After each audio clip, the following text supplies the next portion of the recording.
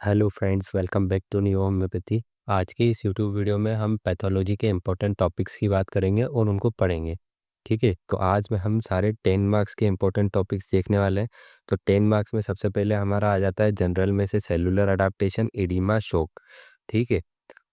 Haematology में आ जाता है anaemia, megaloblastic anaemia, leukaemia. Hepatobiliary system में आ जाता है viral hepatitis, cirrhosis, alcohol cirrhosis. Cardiovascular में आ जाता है मायोकार्डियल इन्फेक्शन और रूमेटॉइड हार्ट डिसीज। रेस्पिरेटरी में आ जाता है निमोनिया, सीओपीडी, एम्फाइजीमा और ब्रोंकियल अस्थमा। गैस्ट्रोइंटेस्टाइनल में आ जाता है irritable bowel disease, nephrotic syndrome और डायबिटीज मेलाइटस। तो इन सबको मैं कवर करने की कोशिश करूंगा। हो सकता है इसी वीडियो में सारे टॉपिक्स कवर हो जाएं, और अगर इसमें नहीं होंगे तो इसके सेकंड पार्ट या थर्ड पार्ट में आप देख सकते हैं। तो सबसे पहले हम देखेंगे सेलुलर अडाप्टेशन। सेलुलर अडाप्टेशन क्या होता है? Definition: cellular adaptation means the reversible changes made by cell in size, number or function in response to touch changes in their environment।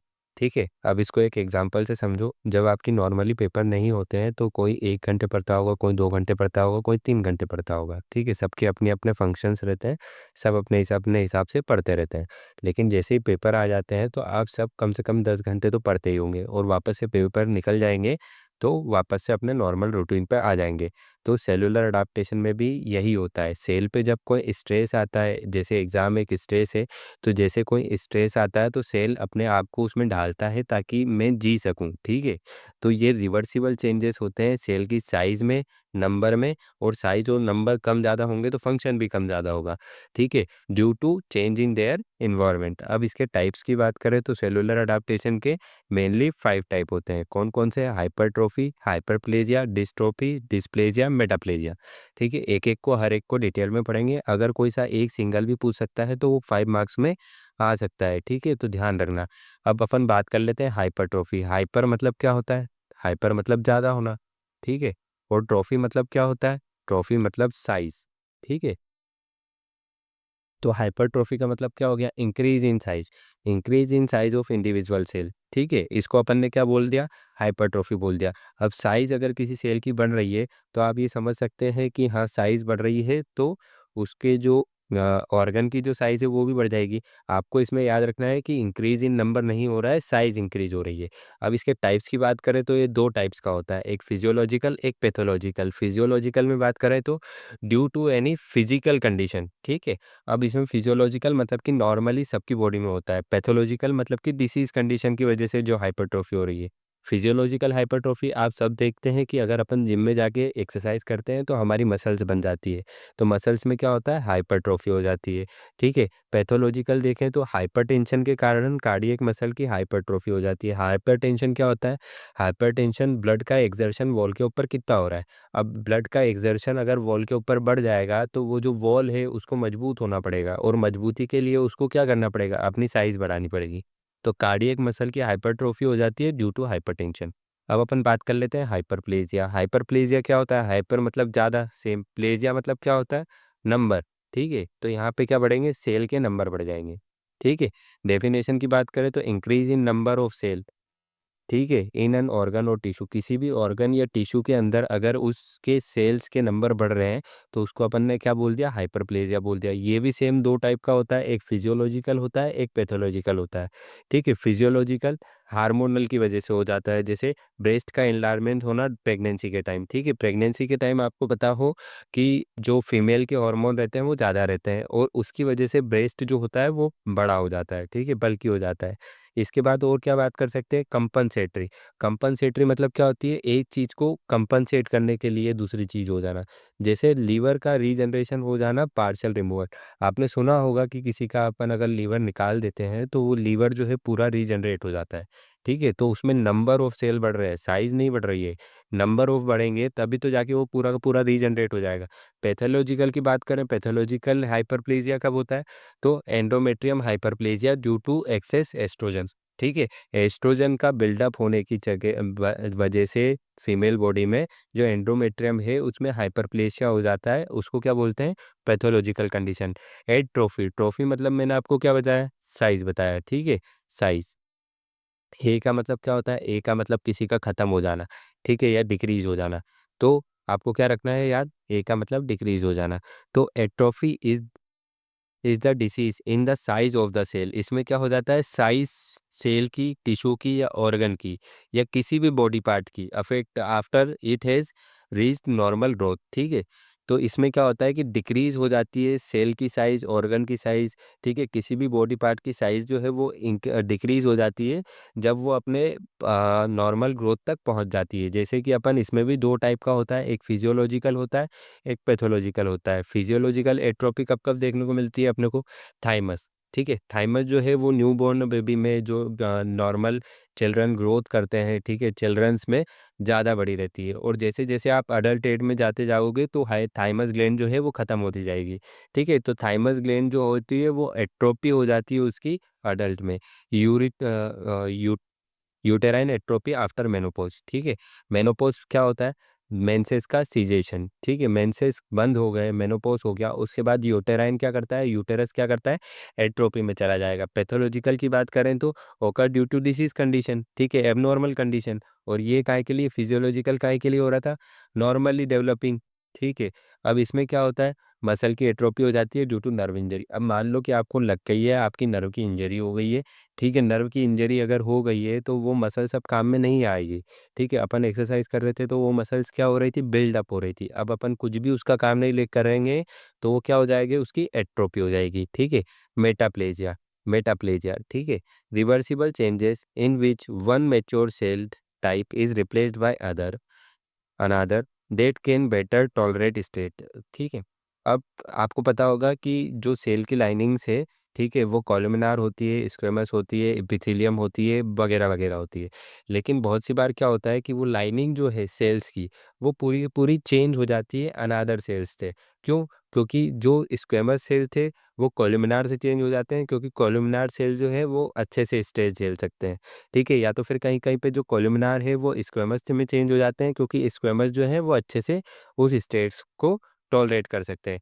तो कॉमन एग्जांपल देखो, कोलुमिनार टू स्क्वेमस एपिथेलियम कहाँ पे देखने को मिलता है? रेस्पिरेटरी ट्रैक्ट में देखने को मिलता है, वो भी स्मोकर्स की। अगर कोई क्रोनिक टाइम से स्मोकिंग कर रहा है तो जो उसकी कोलुमिनार लाइनिंग है उसकी, ठीक है, रेस्पिरेटरी ट्रैक्ट की, वो काय में चेंज हो जाएगी? स्क्वेमस में। स्क्वेमस टू कोलुमिनार का एग्जांपल है एसिड रिफ्लक्स, ठीक है। किसी को बार-बार एसिड रिफ्लक्स हो रहा है, खट्टी डकार आ रही है या उल्टी हो रही है, तो उसकी वजह से जो स्क्वेमस सेल्स थे अपने, ठीक है, इसोफेगस के, वो काय में चेंज हो गए? कोलुमिनार में चेंज हो गए, ठीक है।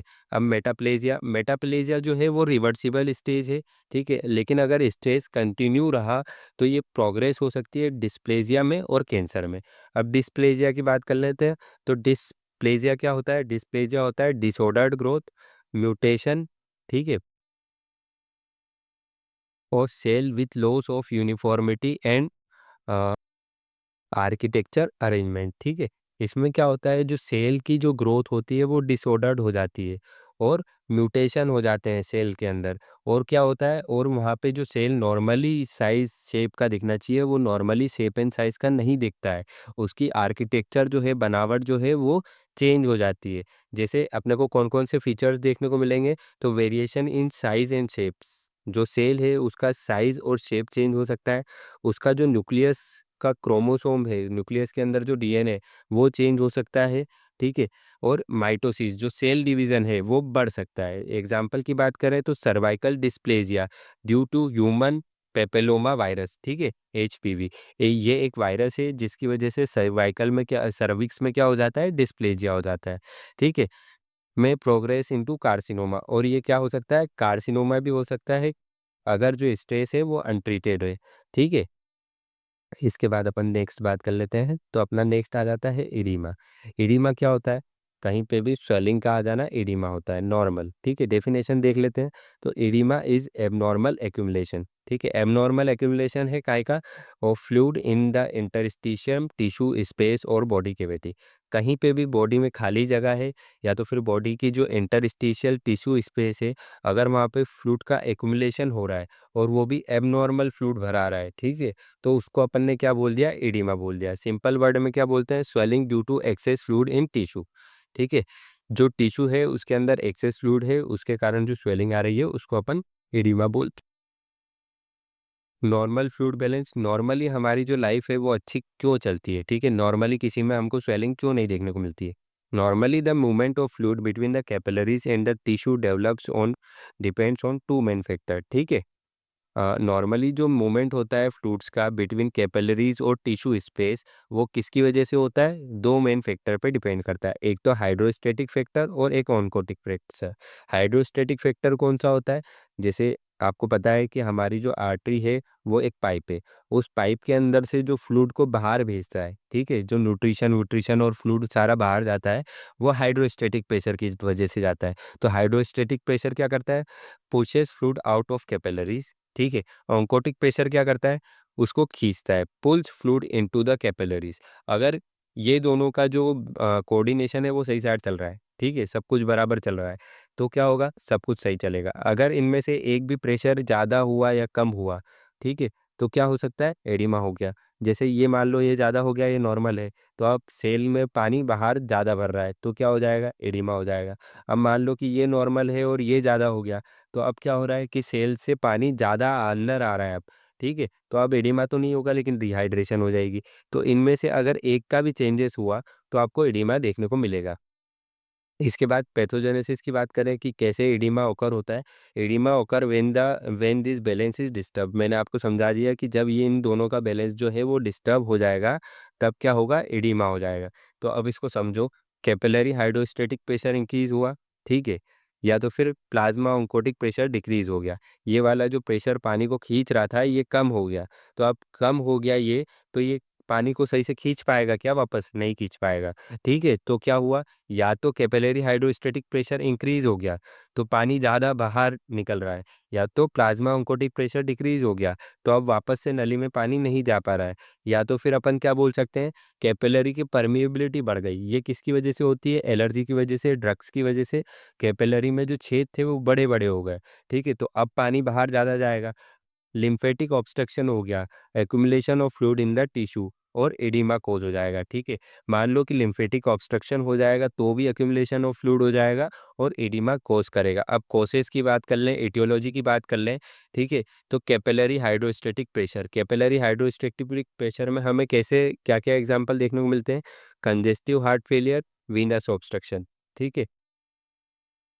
अगर हार्ट जो है वो सही से पंप नहीं कर पा रहा है, पंप करने में फेल हो जा रहा है, तो उसको कंजेस्टिव हार्ट फेलियर बोलते हैं, ठीक है। अब अगर ब्लड वापस से पंप ही नहीं हो रहा है तो वीनस साइड में क्या हो जाएगा, प्रेशर बढ़ जाएगा, हाइड्रोस्टैटिक प्रेशर। और मैंने आपको बताया कि हाइड्रोस्टैटिक प्रेशर बढ़ने की वजह से क्या होगा, जो पानी जो अपना पानी पुश होना था बाहर वो पुश नहीं हो पाएगा, ठीक है। तो क्या हो जाएगा, एडिमा कोज करेगा। उसी के साथ अपन देखें वीनस ऑब्स्ट्रक्शन, वीनस ऑब्स्ट्रक्शन में भी क्या होगा, सेम होगा।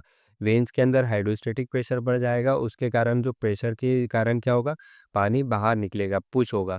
अब उसमें प्लाज्मा ऑन्कोटिक प्रेशर की बात करें तो प्लाज्मा ऑन्कोटिक प्रेशर किस किस बीमारी में डिक्रीज होता है, तो लो प्रोटीन, हाइपोएल्ब्यूमिनेरिया, ठीक है, किसी के अंदर प्रोटीन की मात्रा की कमी आ गई। ऑन्कोटिक प्रेशर जो है वो मेनली प्रोटीन पे डिपेंड करता है, तो अगर प्रोटीन कम हो गया तो ऑन्कोटिक प्रेशर कम हो जाएगा, ऑन्कोटिक प्रेशर कम होगा तो पानी वापस से अंदर नहीं आ पाएगा।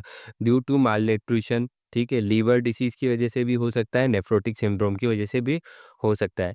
कैपिलरी कब कब इंक्रीज हो जाएगी, कैपिलरी की परमिएबिलिटी, तो इन्फ्लामेशन की वजह से, एलर्जी की वजह से, बर्न्स की वजह से। लिम्फेटिक ऑब्स्ट्रक्शन कौन कौन से डिसीज में देखने को मिलते हैं, ट्यूमर्स, सर्जिकल रिमूवर और लिम्फ नोड फेरेलिएसिस, ये कुछ बीमारी है जिसमें को अपने को लिम्फेटिक ऑब्स्ट्रक्शन देखने को मिलते हैं। सोडियम वाटर रिटेंशन, मान लो कि किडनी फिट हो गई, एक्सेसिव सेल्ट का वाटर इनटेक हो गया, तो जहाँ पास सोडियम रहता है वहीं पे पानी रहता है, तो सोडियम अगर बॉडी के अंदर ज़्यादा है तो पानी भी बॉडी के अंदर ज़्यादा होगा।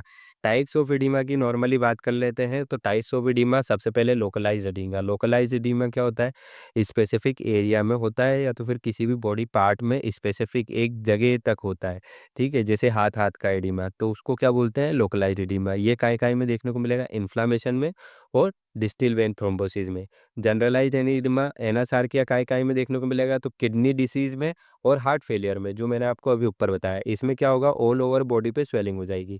इसके बाद अपन बात करते हैं पिटिंग एडिमा। पिटिंग एडिमा जब अपन उसको पुश करेंगे, ठीक है, when the pressure is applied with finger and a depression pit remains on some time, ठीक है। अगर कहीं पे एडिमा हो रहा है, वहाँ पे अपन ने अंगूठा दबा के देखा और अंगूठा दबाने से जो स्किन नीचे गई थी वो पिट बना रही है, गड्ढा बना रही है, वापस से अपने नॉर्मल फॉर्म में नहीं आ पा रही है। तो उसकी वजह से क्या हो रहा है, पिटिंग एडिमा हो रहा है। ठीक है, पिट रहता है इसमें। इसको अपन एग्जाम्पल देखें तो cardiac oedema, renal oedema, hepatic oedema, इन सब की वजह से जो एडिमा होता है उसको क्या बोलते हैं, pitting oedema. Non pitting oedema कब होता है, नो पिट और depression remains after applying pressure. मतलब कि अपन ने प्रेशर अप्लाई किया, ठीक है, उसके बाद अपने को कोई पिट देखने को नहीं मिला, कोई डिप्रेशन देखने को नहीं मिला, तो उसको क्या बोल देंगे अपन, नॉन पिटिंग एडिमा। इसकी एग्जांपल देखें तो माइक्सडीमा, मतलब थायराइड डिसीज की वजह से कोई सा एडिमा हुआ, या तो फिर लिम्फ एडिमा। इसके बाद फिर बात करते हैं पल्मोनरी एडिमा। पल्मोनरी एडिमा क्या होता है, accumulation of fluid in the lung. Pulmonary का मतलब क्या होता है, लंग, तो जहाँ पे लंग में पानी भरने की बात आ गई तो वो क्या होता है, पल्मोनरी एडिमा। इसमें क्या होता है, लेफ्ट साइडेड हार्ट फेलियर हो जाता है। लेफ्ट साइड हार्ट क्या काम करता है, अपने लंग से ऑक्सीजनेटेड ब्लड को रहता है और पूरी बॉडी में देता है, लेकिन अब मान लो कि वो पूरी बॉडी में देने के लिए, पंप करने के लिए कैपेबल ही नहीं है, तो उधर से वो ब्लड आ भी नहीं पाएगा। वहाँ पे क्या होगा, हाइड्रोस्टेटिक प्रेशर बढ़ जाएगा। हाइड्रोस्टेटिक प्रेशर बढ़ने की वजह से क्या होगा कि वो जो लंग्स के जो कैपिलरी के अंदर का पानी था वो काई में चला जाएगा, लंग्स में चला जाएगा। ठीक है, और सर्वल लंग इन्फेक्शन में भी देखने को मिलेगा। सेरिब्रल एडिमा मतलब कि दिमाग में पानी का भर जाना। ठीक है, फ्लूइड इन द ब्रेन। इसके एग्जाम्पल क्या है, head injury, meningitis, brain tumours. Ascites, पेट में पानी का भर जाना। Accumulation of fluid in the peritoneum. अगर आपने एनाटॉमी अच्छे से पढ़ी होगी तो आपको पता है कि पेरिटोनियल लेयर क्या होती है, तो उसमें अगर पानी का भर जाना होता है तो उसको क्या बोलते हैं, एसाइटिस बोलते हैं। ये कब देखने को मिलेगा, लीवर सिरोसिस, एब्डोमिनल कैंसर में देखने को मिलेगा। इसके बाद प्लूरल इफ्यूजन, जो अपनी लंग्स की जो लेयर होती है प्लूरा, अगर उसमें पानी भर जा रहा है तो उसको क्या बोलते हैं, प्लूरल एफिजन। ये कब कब हो सकता है, हार्ट फेलियर में होता है, लंग इन्फेक्शन में होता है, न्यूमोनिया, ट्यूबरकुलोसिस में होता है। ठीक है, क्लिनिकल फीचर्स की बात करें तो एडिमा के क्लिनिकल फीचर्स हमें क्या क्या देखने को मिलेगी, तो स्वेलिंग ऑन फीट देखने को मिल सकती है, एंकल्स, आईलिड्स, कहीं पे भी स्वेलिंग देखने को मिल सकती है। अब पानी भरा रहा है तो वेट गेन हो गई, सही। स्किन कैसी होगी, शाइनी होगी, एकदम स्ट्रेट होगी। पिटिंग साइन देखने को मिल सकता है। उसके बाद फिर और क्या, शॉर्टनेस ऑफ ब्रीथ। अब अगर लंग के अंदर पानी भरा जा रहा है तो वो सही से सांस तो नहीं ले पाएगा ना, तो shortness of breath. Abdominal distension, अगर पेट में पानी भरा जा रही है तो पेट कैसा हो जाएगा, एकदम टाइट हो जाएगा। ठीक है, एब्डोमिनल डिस्टेंशन। अगर अपन इन्वेस्टिगेशन की बात करें तो कौन कौन सी इन्वेस्टिगेशन अपने को करानी चाहिए, यूरिन प्रोटीन टेस्ट, ठीक है, liver function test, kidney function test, echocardiography और अल्ट्रासाउंड एब्डोमेन और सीरम एल्ब्यूमिन। ठीक है, यूरिन प्रोटीन टेस्ट अपन क्यों कराते हैं कि यूरिन में कहीं प्रोटीन तो नहीं जा रहा है। ठीक है, लीवर फंक्शन टेस्ट क्यों कराते हैं, लीवर से, लीवर के जो अपने एंजाइम है वो सही है या नहीं है, जो वो प्रोटीन बनाता है वो सही है या नहीं है। किडनी फंक्शन टेस्ट, वही सेम कारण कि क्या जो किडनी है वो फेल तो नहीं हो रही है। ठीक है, इकोकार्डियोग्राफी क्यों कराते हैं, हार्ट की अपन जानकारी लेते हैं कि हार्ट फेलियर तो नहीं है, कोई दिक्कत तो नहीं है हार्ट में। अब अल्ट्रासाउंड एब्डोमेन क्यों कराते हैं कि एब्डोमेन के सारे ऑर्गन सही साट है ना, कोई एब्डोमेन में कैंसर वेंसर तो नहीं है, कोई काट तो नहीं है। सीरम एल्ब्यूमिन क्यों कराते हैं कि एल्ब्यूमिन जो हमारी बॉडी के अंदर है वो नॉर्मल मात्रा में है या नहीं है। टेस्ट की बात कर ले तो ट्रीटमेंट की बात कर ले तो ट्रीटमेंट कहाँ पे डिपेंड करता है, कॉज के पे डिपेंड करता है। जो भी कॉज है उसको हटाओगे तो एडिमा अपने आप हट जाएगा। Treat underlying cause, limit salt intake, मैंने तुम्हें बताया जहाँ नमक वहाँ पानी। तो अगर आप ज़्यादा नमक खाओगे तो आपकी बॉडी में ज़्यादा पानी चला जाएगा। बेड रेस्ट करना है, डायूरेटिक्स देना है जो पानी को बाहर निकाल देंगे। कॉम्प्लिकेशन की बात करें तो इम्पेयर्ड वाउंड हीलिंग, ठीक है, जो वूंड थे वो सही से हील नहीं हो पाएंगे। और क्या देखने को मिलेगा, टिश्यू हाइपोक्सिया देखने को मिलेगा, increase infection risk, ulcer formation, pulmonary oedema और रेस्पिरेटरी फेल्योर। ये सब हमें एडिमा में देखने को मिलेंगे। अब अपन बात कर लेते हैं शॉक की, कि शॉक क्या होता है। कुछ शौक जानलेवा भी होते हैं, तो ये वाला शौक भी जानलेवा है। ठीक है, शौक क्या है, shock is a life threatening condition, जानलेवा कंडीशन है in which there is inadequate tissue perfusion. Perfusion क्या होता है, ब्लड सप्लाई। ठीक है, टिश्यू तक सही साथ ब्लड सप्लाई नहीं हो पा रही है। अब सही तरीके से ब्लड सप्लाई नहीं हो पा रही है तो क्या होगा, ऑक्सीजन की सप्लाई भी सही तरीके से नहीं होगी। ऑक्सीजन की सप्लाई सही तरीके से नहीं होगी तो क्या होगा, ऑर्गन फेलियर हो जाएगा, सेल्यूलर हाइपोक्सिया हो जाएगा। तो इस डेफिनेशन को अच्छे से पढ़ देता हूँ एक बार, फिर आपको समझाऊंगा। Shock is a life threatening condition in which there is inadequate tissue perfusion, blood supply, leading to cellular hypoxia, lack of oxygen and organ failure. In short में अगर बात करें तो शॉक किसे बोलते हैं, ब्लड सप्लाई का कम हो जाना, ऑक्सीजन कम हो जाएगी, ऑर्गन फेलियर हो जाएगा। क्लासिफिकेशन की बात करें तो hypovolaemic shock, cardiogenic shock, septic shock, anaphylactic shock और न्यूरोजेनिक शॉक, ये 5 तरीके के शॉक रहते हैं। ठीक है। अब हाइपोवॉल्यूमिक शॉक क्या होता है? हाइपो मतलब कम, वॉल्यूम मतलब कि ब्लड का होना। ठीक है, हाइपो मतलब कम, ब्लड कम, वॉल्यूम मतलब कि वॉल्यूम हमारी बॉडी में क्या है, पानी है या तो फिर ब्लड है। ठीक है। तो इसमें क्या होता है, कजेस लॉस ऑफ ब्लड, इसमें क्या हो रहा है कि ब्लड का लॉस हो जा रहा है या तो फिर प्लाज्मा वॉल्यूम जो है उसका लॉस हो जा रहा है। इसके एग्जाम्पल की बात करें तो हेमरेज हो गया, किसी को कटवट लग गया, बर्न हो गया, वॉमिटिंग हो गई, डायरिया हो गया, तो इन सब में हमें कौन सा शॉक देखने को मिलेगा, हाइपोवोल्यूमिक शॉक। कार्डियोजेनिक शॉक, कार्डियो मतलब कि हार्ट। ठीक है, तो यहाँ पे क्या हो जाता है, फेलियर ऑफ हार्ट हो जाता है। हार्ट जो है वो अच्छे से पंप नहीं कर पाता ब्लड को, तो इसकी वजह से जो शॉक देखने को मिलता है उसको क्या बोलते हैं, कार्डियोजेनिक शॉक। इसमें क्या देखने को मिलता है, मायोकार्डियल इन्फेक्शन देखने को मिलता है और एरिथमिया देखने को मिलता है। सेप्टिक शॉक, सेप्टिक मतलब कि क्या होता है कि बहुत ज़्यादा बैक्टीरिया की ग्रोथ हो जाना। ठीक है, बहुत ज़्यादा बैक्टीरिया की ग्रोथ हो जाएगी तो अपने को बहुत ज़्यादा डब्ल्यूबीसी देखने को मिलेंगे।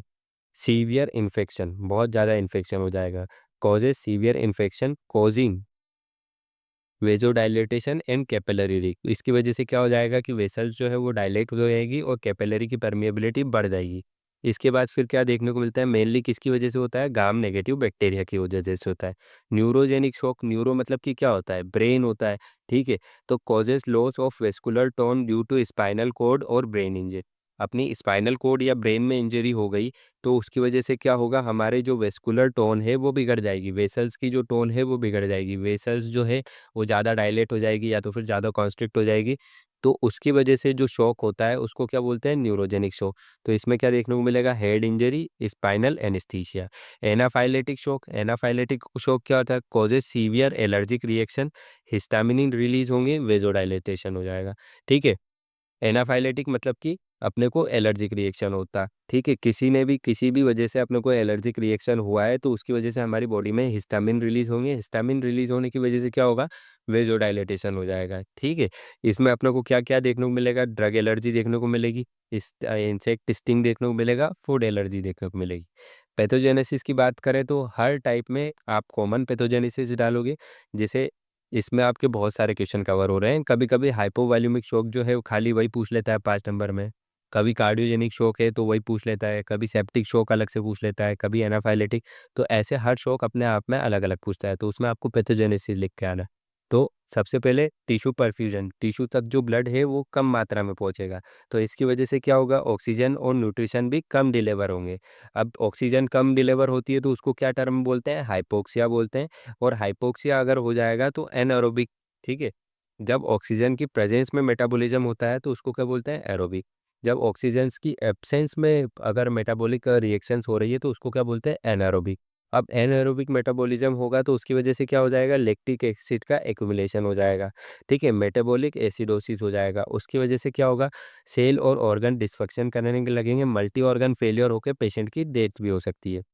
इसके बाद क्लिनिकल की फीचर्स की बात करें कि हमें क्या-क्या देखने को मिलेगा, तो सबसे पहले हाइपोवॉल्यूमिक हो गया, वॉल्यूम कम हो गया तो हाइपोटेंशन देखने को मिलेगी, बीपी कम हो जाएगा, ट्रैकीकार्डिया देखने को मिलेगा, कोल्ड कामी स्किन देखने को मिलेगी, रैपिड वीक पल्स देखने को मिलेगी, पेशेंट जो है वो पेलार हो जाएगा, पीला दिखेगा, स्वेटिंग बहुत ज़्यादा होगी, ओलिगोयूरिया देखने को मिलेगा, मतलब कि यूरिन जो है वो बहुत कम होगा, रेस्टलेसनेस देखने को मिलेगी, एंग्जायटी देखने को मिलेगी, कन्फ्यूजन और लॉस ऑफ कॉन्शियसनेस देखने को मिलेगी। ठीक है? क्योंकि ये सब किसके वजह से हो रहा है? पानी कम होने की वजह से। बॉडी में जब पानी कम होता है या ब्लड कम होता है तो आपको ये सारे जनरल साइन्स एंड सिम्पटम्स देखने को मिलेंगे। अब इसके बाद स्पेसिफिक की बात करें तो हाइपोवॉल्यूमिक में क्या देखने को मिलेगा? History of bleeding. पेशेंट को जो है काफ़ी टाइम से ब्लीडिंग हो रही है या तो फिर डिहाइड्रेशन की हिस्ट्री मिलेगी। कार्डियोजेनिक में चेस्ट पेन देखने को मिलेगा या पल्मोनरी एडिमा। सेप्टिक में फीवर या वार्म स्किन। न्यूरोजेनिक में ब्रेडिकार्डिया या वार्म ड्राई स्किन। एनाफाइलेटिक में अर्टिकेरिया, ब्रोंकियोस्पाज्म और एंजियोएडिमा, ये सब आपको देखने को मिलेंगे। इन्वेस्टिगेशन की बात करें तो इसमें आप क्या करोगे? सबसे पहले तो ब्लड प्रेशर चेक करोगे कि हाइपोवॉल्यूमिक तो नहीं है, फिर पल्स चेक करोगे कि पेशेंट का जो दिल है वो सही से काम कर रहा है या नहीं करता है। आर्टीरियल ब्लड गैसेस करोगे, आर्टीरियल ब्लड गैसेस क्यों करोगे कि पेशेंट जो है वो काई में तो नहीं चला गया। बताओ काई में नहीं चला गया, इसका आंसर आप देना कमेंट बॉक्स में। ठीक है। यूरिन आउटपुट देखोगे, क्योंकि अभी मैंने बोला कि इसमें क्या हो जाता है, ओलिगोयूरिया हो जाता है, ठीक है, यूरिन का आउटपुट कम हो जाता है। ईसीजी कराओगे, हार्ट सही से काम कर रहा है या नहीं कर रहा है। ब्लड कल्चर कराओगे सेप्टिक शॉक की वजह से, ठीक है। ट्रीटमेंट की बात करें तो आप ट्रीटमेंट में क्या क्या करोगे, तो सबसे पहले तो आपका एम होना चाहिए कि पेशेंट का एयर वे, ब्रीथिंग और सर्कुलेशन, ये तीनों हमेशा आराम से मेंटेन होना चाहिए। हर पेशेंट में आपके पास सबसे पहले यही होना चाहिए कि उसका एयर वे, ब्रीथिंग और सर्कुलेशन सही से काम करे। इसके बाद फिर क्या करोगे, आप फ्लूइड रिप्लेसमेंट करोगे। अगर किसी पेशेंट में फ्लूइड कम है तो उसको फ्लूइड चढ़ाओगे, ठीक है। आईवी क्रिस्टलोइड्स दोगे, नॉर्मल सलाइन हो सकता है, रिंगल लेक्टेड हो सकता है। ब्लड ट्रांसफ्यूजन करोगे अगर ब्लड की कमी है तो, ठीक है। वेज़ोप्रेशर्स दोगे, अगर उसकी जो वेज़ोडाइलेटेशन हो गया है तो वेज़ोप्रेशर्स दोगे, जैसे डोपामिन, नॉरेड, एड्रेनालिन, ठीक है। उसके बाद जो कॉज़ है उसको ट्रीट करोगे, अगर सेप्टिक, ठीक है। अगर इन्फेक्शन की वजह से हुआ है तो एंटीबायोटिक दोगे। एनाफाइलेटिक, अगर एलर्जी की वजह से होता है तो क्या दोगे, एड्रेनालिन दोगे, एंटीहिस्टामिनिक दोगे और स्टेरॉइड दोगे। कार्डियोजेनिक, अगर दिल की तरफ से हुआ है तो क्या दोगे, आइनोट्रोप्स, डोब्यूटामिन दोगे, ठीक है। अगर एमआई हुआ है तो एमआई को ट्रीट करोगे। हाइपोवोल्यूमिक में क्या, वही जो अभी ऊपर की, आप फ्लूइड दोगे, ब्लड ट्रांसफ्यूजन करोगे और हमेशा उसकी BP, urine output, ECG, oxygen saturation, ये सब मॉनिटर करते रहोगे। कॉम्प्लिकेशंस की बात करें तो आगे हम बात कर चुके हैं कि मल्टी ऑर्गन फेलियर हो सकता है, ठीक है। इसके बाद और क्या देखने को मिल सकता है, इंट्रावेस्कुलर कोगुलेशन देखने को मिल सकता है, डेथ देखने को मिल सकती है। अब इसके बाद वाले जो टॉपिक्स हैं हम वो बाद में करेंगे, वीडियो काफ़ी लंबी हो गई है। Thank you. इसके लिए आप मेरे नेक्स्ट वीडियो देख सकते हैं।